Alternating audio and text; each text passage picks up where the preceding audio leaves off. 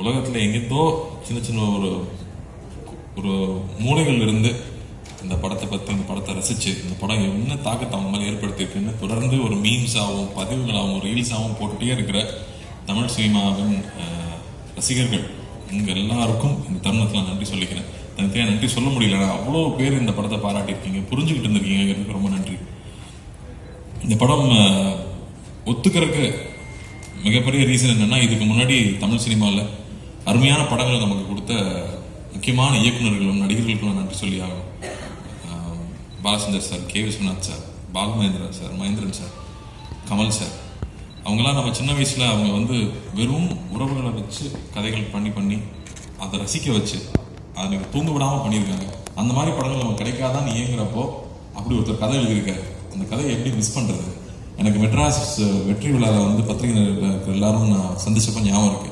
நல்ல படங்களாக தேர்ந்தெடுத்து பண்ணுங்க, நீங்கள் பருத்தி விரலில் ஸ்டார்ட் பண்ணியிருக்கீங்க, நீங்கள் பொழுதுபோக்கு படம் பண்ணுங்க, நல்ல படங்கள் தேர்ந்து பண்ணீங்கன்னு எனக்கு சொல்லியிருக்கீங்க. மறக்கவே மாட்டேன். அதுலேருந்து நான் என்னுடைய பாதையும் நான் தேர்ந்தெடுத்த படங்கள் உங்களுக்கு தெரியும். இந்த படம் வரும்போதும் இந்த படம் பண்ண வேண்டிய படம். இது இந்த படம் எவ்வளோ ஒரு உரையாடல்களை உருவாக்கியிருக்கு, எத்தனை பேர் ரிஃப்ளெக்ட் பண்ண வச்சிருக்கு. ஒரு கலைப்படைப்புக்கும் நல்ல கலைப்படைப்புக்கு முதல் விஷயமே இந்த உரையாடலை ஏற்படுத்துறது, ஒரு விவாதத்தை ஏற்படுத்துறது தான். அப்படி அவ்வளோ விஷயங்களை இந்த படம் பேச வச்சிருக்குங்கிறதுக்கு இந்த படத்தோடைய வெற்றிக்கூட மிகப்பெரிய முக்கியமான ரீசன். அப்படி சினிமாங்கிறது பொழுதுபோக்கு மட்டும் இல்லை, எல்லா கலை அம்சத்தையும் சேர்ந்த ஒரு கலைப்படைப்புன்னு காமிச்சிக்கிறதுக்கு எப்பாதான் நல்ல படங்கள் அமையும். அப்படி ஒரு படமாக தான் நான் பார்க்குறேன். அதே சமயத்தில் இன்னைக்கு ஒரு 30 அபவ் இருக்கிறவங்க, வாழ்க்கையில் கொஞ்சமாவது கஷ்டத்தை பார்த்தவங்க, அவங்க எல்லாருக்கும் இந்த படம் நிச்சயம் புரியும்னு நம்பினேன். அண்டு இன்னைக்கு இருக்கிற ஒரு மன ஓட்டம் இருக்கு இல்லையா, ஒரு செகண்ட் வேர்ல்டு வாருக்கு அப்புறமா ஒரு சமுதாயம் வளர்ந்துருக்கும், அவங்களோட எண்ண ஓட்டங்கள் வேறையா இருந்திருக்கும். அதுக்கப்புறமா இருந்தவங்களோட எண்ண ஓட்டங்கள் இருக்கு.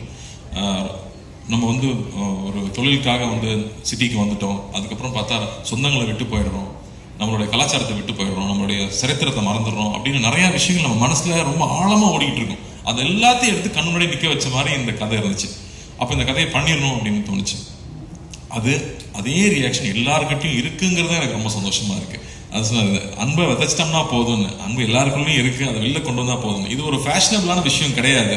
இன்னைக்கு கான்ட்ரவர்சி தான் எல்லாரும் அதிகமா பார்ப்பாங்கன்னு கான்ட்ரவர்சி பண்ணி போயிட்டு இருந்தாலும், முன்ன பின்ன தெரியாத ஒருத்தருக்கு ஒரு செஞ்ச உதவி, ஒரு சின்ன வீடியோ அதனோட வியூஸ் தான் ரொம்ப அதிகமா இருக்கு. ஸோ அதை எடுத்துட்டு ஒரு கதையா எழுதியிருக்காரு. அதை எப்படியாவது பண்ணிடணும்னு ஆசைப்பட்டோம். அப்போ 2D கொண்டு போய் கொடுத்தோம்னா தான் இந்த முழுமையா எந்த ஒரு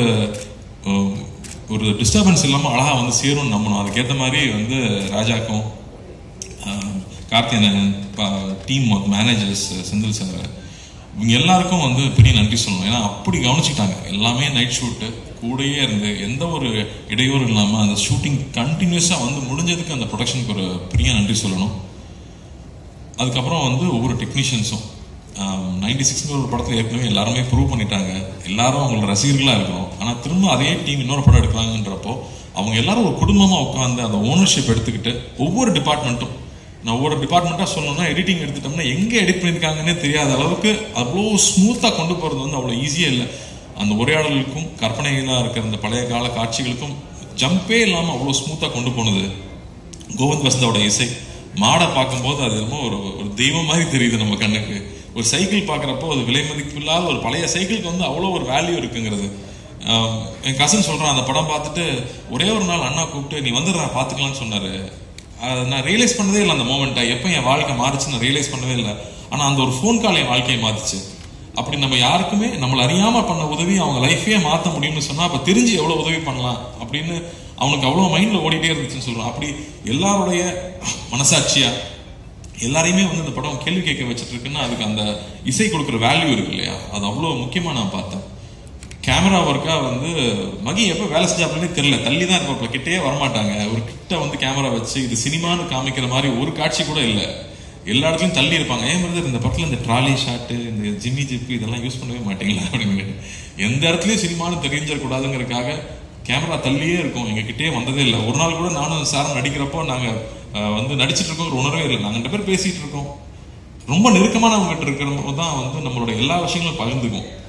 அப்படி எல்லா விஷயம் பகிர்ந்துக்கிறதுக்கான ஒரு ஆப்பர்ச்சுனிட்டி அந்த கதையில இருந்திருந்தாலும் அதுக்கான சூழலை அவ்வளோ ஏற்படுத்தி கொடுத்துருந்தாங்க. லைவ் சவுண்டா இருக்கிறனால எல்லாரும் பின் ட்ராப் சைலன்ஸ்ல இருப்பாங்க. அதுக்கு வந்து அசிஸ்டன்ட் டைரக்டர்ஸ்க்கும் அசிஸ்டன்ட் கேமராமேனுக்கும் நன்றி சொல்லணும். அந்த செட்டை அப்படியே வந்து அந்த அமைதியை மெயின்டைன் பண்ணதுக்கு. இல்லாட்டி இந்த படம் பண்ணுறது அவ்வளோ ஈஸி இல்லை.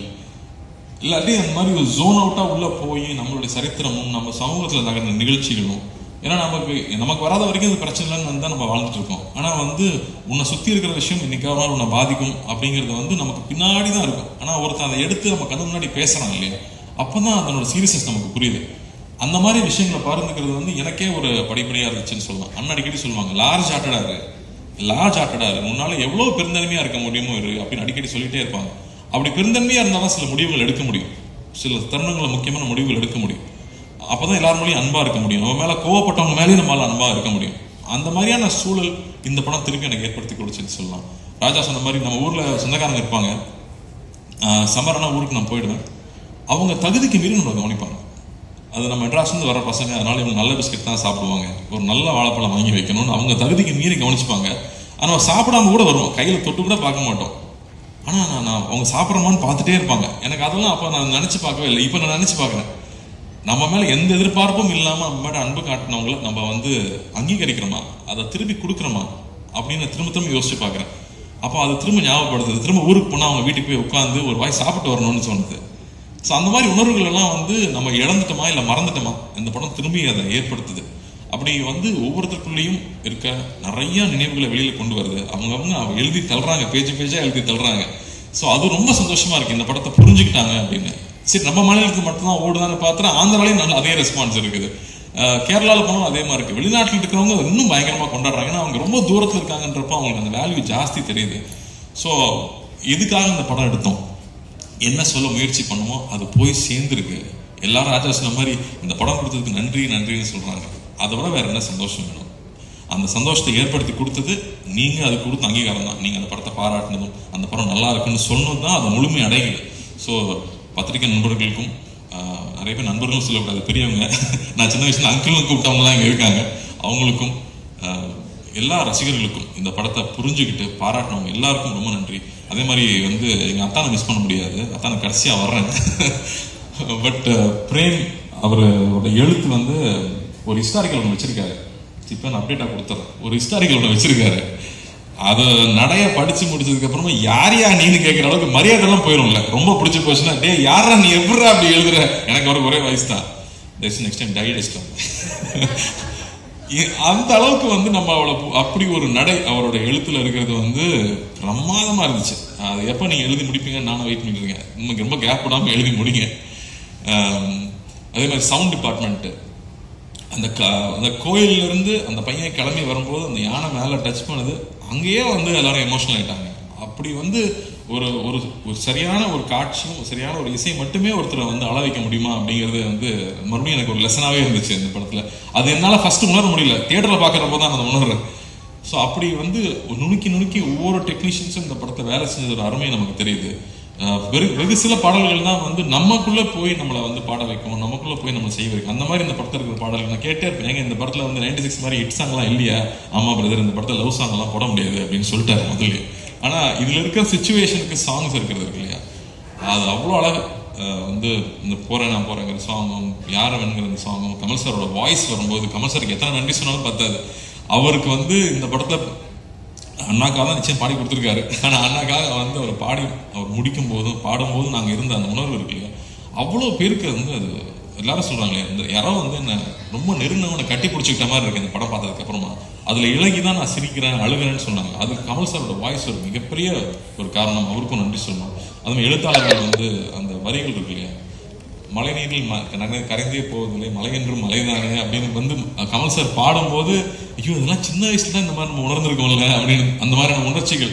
அது நம்ம வந்து நிறைய நாள் சினிமாலேயே இருந்திருக்கோம், அது சினிமாவை வந்து ஜட்ஜ் பண்ணிக்கிட்டே இருக்கோம், அதில் கரெக்ஷன் சொல்லிக்கிட்டே இருக்கோம். அப்படி இல்லாமல் அப்படியே நம்ம படத்தை நம்ம ரசிக்க முடியுது. நான் ரொம்ப செல்ஃப் கிரிட்டிக்கல் நான், பட் அதை தாண்டி நம்மளால ரசிக்க முடியுது அப்படிங்கிறது ரொம்ப இதமா இருந்துச்சு இந்த படம் ஒர்க் பண்ணும்போதும் படம் பார்க்கும்போதும். அத்தான் மேட்டருக்கு வந்தா வந்து என்ன சார் சொல்லுமா வேணும் சார்,